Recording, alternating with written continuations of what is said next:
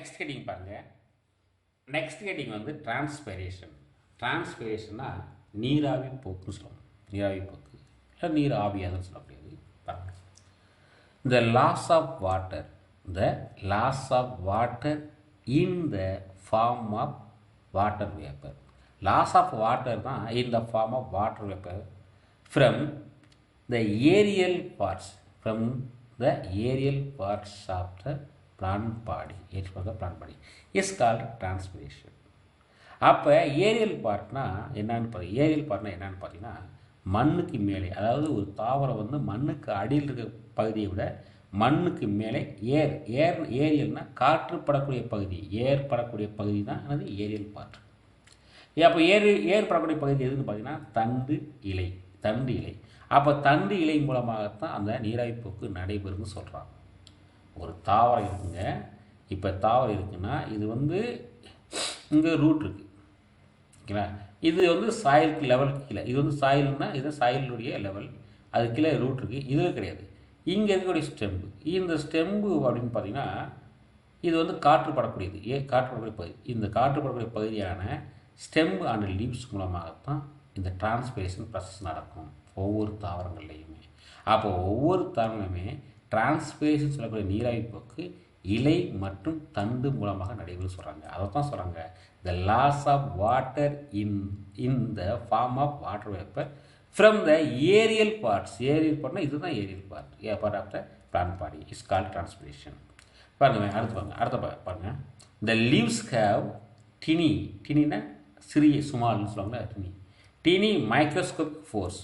அப்போ லீவ்ஸில் வந்து பார்த்தீங்கன்னா ரொம்ப சிறிய துளை காணப்படும். ஒரு சிறிய டினி அப்படின்னு சொல்லக்கூடிய டினியாக டைனி சொல்லுவாங்க. அந்தளவுக்கு ஒரு சுமால் ஹோல்ஸ் காணப்படும். அதுக்கு பேர் தான் ஸ்டொமேட்டா. அதுக்கு பேர் தான் வந்து ஸ்டொமேட்டா. அப்போ இலைகளில் வந்து என்ன காணப்படும்னு பார்த்தீங்கன்னா ஒரு சுமால் ஸ்போர்னால் சின்ன துளை காணப்படும். அதுக்கு பேர் ஸ்டொமேட்டா. அப்போ water evaporate through the stomata. அப்போ வாட்டர் வந்து எது வழியாக வெளியேறும், எவாப்ரேட் ஆகும்னா அந்த இலைதுளை வழியாக, ஸ்டொமேட்டா வழியாக தான் அந்த நீராவி போக்கை நடைபெறுன்றாங்க. Each stomata is surrounded by guard cells.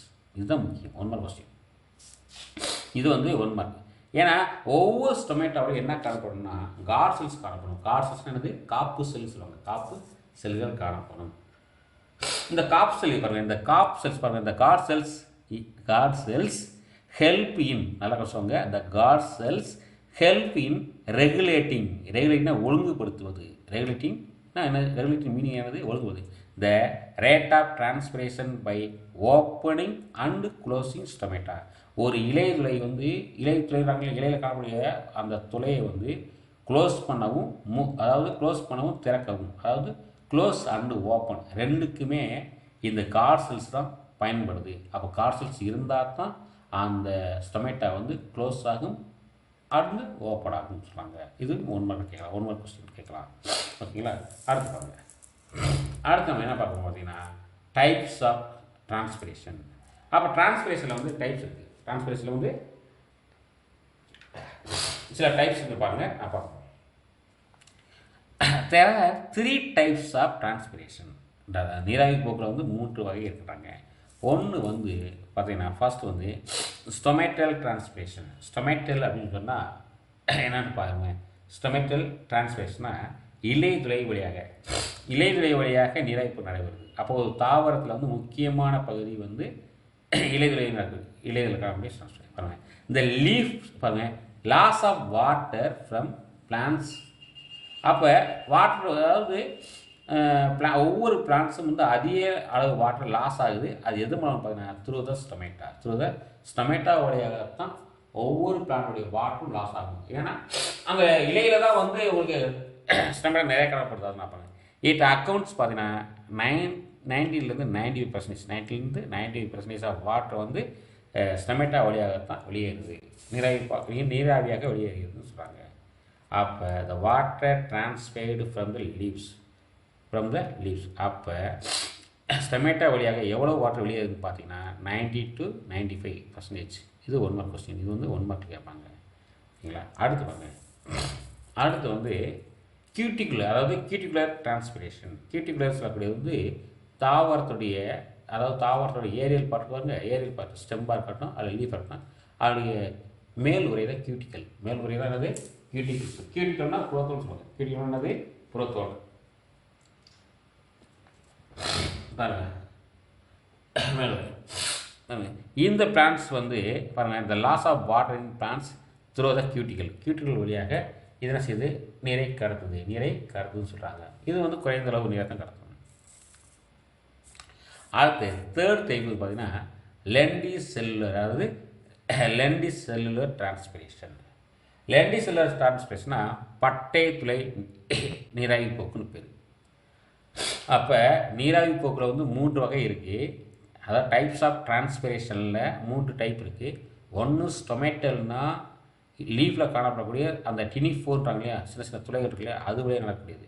இன்னொன்று வந்து கியூட்டிக்கல் வழியாக நடக்கக்கூடியது. இன்னொன்று வந்து லெண்டி செல்னா மரப்பட்டைங்க, அந்த மரப்பட்டையிலும் சின்ன சின்ன ஹோல்ஸ் காணப்படும், அது வழியாக நீர் வெளியேறுன்றாங்க. அப்புறம் the loss of water from plants as water through the lenticels. லெண்டி செல்னா பட்டை துளை வழியாக நடக்குது.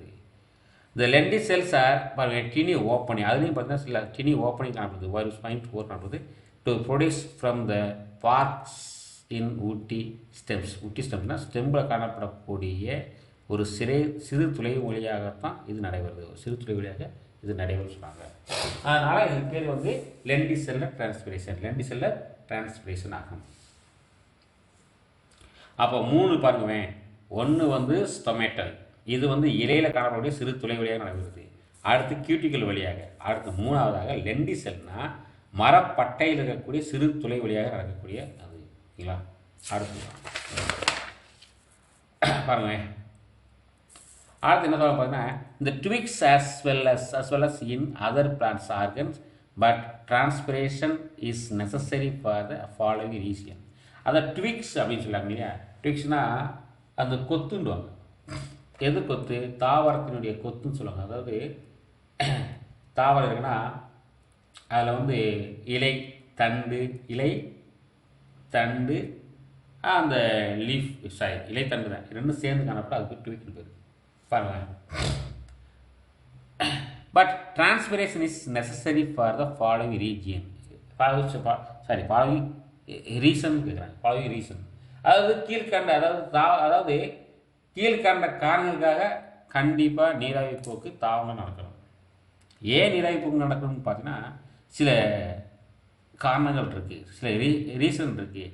அந்த ரீசனுக்காகவே எனக்கு கண்டிப்பாக பிளான்ஸில் டிரான்ஸ்பிரேஷன் நடந்தே ஆகணும்னு சொல்கிறாங்க. என்னென்ன பிரச்சனை பார்த்தீங்கன்னா it creates a full in leave and stem. அதாவது தண்டு மற்றும் வேறு பகுதியினுடைய இழுவிசைக்காக. ஃபுல்னா என்னது? இழுவிசை. ஃபுல்னா என்னது? இழுவிசை. எதுக்கு இழுவிசைன்னு பார்த்தீங்கன்னா லீஃப் அண்ட் ஸ்டெம், அதாவது தண்டு மற்றும் வேறு பகுதியின் இழுவிசைக்கு. ஏன் இழுவிசைன்னு பார்க்க ஒன்றும் கிடையாதுங்க. இந்த இது வந்து இழுவிசைன்னு பார்க்குறது வந்து தண்டு லீஃப் அண்டு ஸ்டெம். ஏன் இழுவிசைன்னு பார்த்தீங்கன்னா லீஃப் வந்து ஒளிச்சேர்க்கை மூலம் உணவு தயாரிக்கிறது. லீஃப் வந்து ஒளிச்சேர்க்கை உணவு, அந்த உணவை வந்து ஸ்டெம்புக்கும் வேருக்கும் கொண்டு செல்லணும். ஸ்டெம்புக்கு வேருக்கும் கொண்டு செல்லணும். ஓகேங்களா? ஸ்டெம்புக்கும் வேருக்கும் கொண்டு செல்லணும். அதுக்கு வந்து கண்டிப்பாக சைலம் புளைய முடியாது. அது வந்து சைலம் புளையாது. இங்கே ஃபுல்லின்னு லீஃப் கிடையாது, ரூட் அண்டு ஸ்டெம். ஓகேங்களா? அடுத்து பாருங்க. அடுத்து it creates force of roots. Force of ரூட்னா வேரின் உறிஞ்சு தன்மை அதிகரிக்க கண்டிப்பாக டிரான்ஸ்பிரேஷன் நடக்கணும். It creates absorption of force in roots. வேரோடைய உறிஞ்சு தன்மை. வேர் வந்து நீரை உறிஞ்சுதா இல்லையா? வேர் வந்து நீரை உறிஞ்சுவதனால் அதனுடைய தன்மையை அதிகரிக்கிறதுக்காக கண்டிப்பாக டிரான்ஸ்பிரேஷன் நடந்தால் மட்டும்தான் அது இந்த வேர் வந்து ஃபோர்ஸாக செய்யும் உறிஞ்சுன்றாங்க. அடுத்து பார்த்திங்கன்னா தாவரங்களுடைய தாதுக்களை தொடர்ந்து பெறுவதற்காக, அதாவது பார்த்திங்கன்னா necessary for continuous supply of nutrients and minerals. அதாவது தாவரங்கள் வந்து தொடர்ச்சியாக ஊட்டச்சத்தை பெறுவதற்காக, ஊட்டச்சத்து மற்றும் தாதுப்புகளை பெறுவதற்காக. அப்போ மினரல்ஸ்னால் என்னென்னா தாதுப்புகளை பெறுவதற்காக. அப்போ ஒவ்வொரு பிளான்ட்ஸும் தொடர்ச்சியாக தாதுக்களை பெறுவதற்காக என்ன செய்யணும், கண்டிப்பாக அது டிரான்ஸ்மிஷன் நடத்தி ஆகணும், டிரான்ஸ்மிஷனும் நடந்தே ஆகணும். டிரான்ஸ்மிஷன் நடந்தால் மட்டும்தான் அந்த தாதுக்கள் அது டெய்லி கிடச்சிக்கிட்டே இருக்குன்றாங்க. அடுத்து பாருங்க, regulate the temperature of the plant. Temperature of பிளான்னா தாவரத்தின் வெப்பநிலையை சீர் செய்ய, தாவரத்தின் வெப்பநிலையை சீர் செய்வதற்கு கண்டிப்பாக அந்த டிரான்ஸ்மிஷன் நடக்குன்றாங்க, டிரான்ஸ்மிஷனும் நடக்கணும். இந்த 4 பாயிண்ட் வந்து 4 மார்க் கொஸ்டினில் கேட்பாங்க, 4 மார்க் கொஸ்டின் கேட்கலாம்.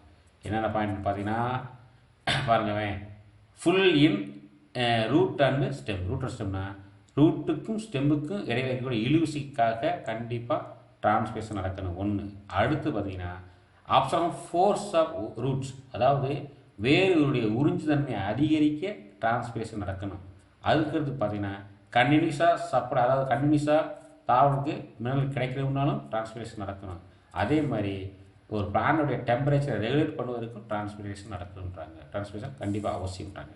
அடுத்து பாருங்கள் ஆக்டிவிட்டீஸ். அடுத்தது ஆக்டிவிட்டீஸ் சொல்லக்கூடியது பாருங்கள். ஆக்டிவிட்டியில் பார்த்தீங்கன்னா பாருங்கள், ஒரு தொட்டி செடி இருக்காங்க, தொட்டி செடி, அதில் ஒரு இலையை வந்து, அதாவது இலையை எடுக்கணும். அந்த இலையை எடுத்து வந்து ஒரு பாலித்தீன் கவருக்கு வந்து பாலித்தீன் கவர் இல்லை, ஒரு தொட்டி செடி எடுத்து அதில், இப்போ தொட்டி செடின்னு எடுத்துக்கிட்டிங்கன்னா அதில் நிறையா லீஃப் இருக்கும், நம்பர் ஆஃப் லீஃப் இருக்கும், ஒரு 4-5 லீஃப் இருக்கும். அதில் ஒரு இலையை மட்டும் பாலித்தீன் கவரை வச்சு கவர் பண்ணிக்கணும். பாலித்தீன் கவரை வச்சு கவர் பண்ணிக்கோங்க. அந்த இலையை இலையை கவர் பண்ணிட்டீங்கன்னா, கவர் பண்ணிட்டு ஒரு ஃபியூ ஹவர்ஸ் வந்து வெயிட் பண்ணுங்கள்.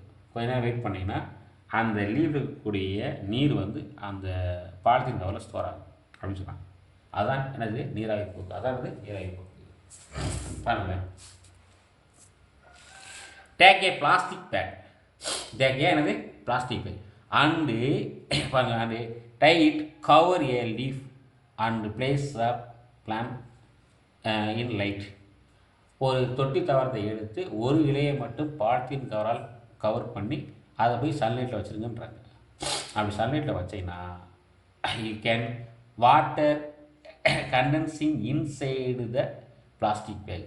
அப்படி வச்சு நீங்கள் நோட் பண்ணிட்டே இருந்தீங்கன்னா அந்த லீஃப் வந்து என்ன செய்யணும் பார்த்தீங்கன்னா, வாட்டரை எடுத்து இலைகளை வழியாக அந்த வாட்டரை வந்து பேக்கில் வந்து ஃபில் பண்ணிட்டாங்க. அப்போ பேக்கில் வடின்றாங்க, பேக்கில் வந்து விஷயம் வாட்டர் வடியும். இதுக்கு பேர் தான் என்னது, இதுதான் ஆக்டிவிட்டி. அதாவது ஒரு சோதனை சொல்லுவாங்க, வந்து நீராக இப்போ நடக்குதா இல்லைன்னு பார்க்குறதுக்காக இதை வந்து கண்டிப்பாக செஞ்சுக்கலாம் சரிங்களா. இப்போ இந்த water is let out by the leaves, அதாவது லீவ்ஸ்லேருந்து வாட்டர் வெளியேறும். ஒய் டஸ் திஸ் அக்கர், இது வந்து திஸ் அக்கர் சொல்கிறாங்க இல்லையா.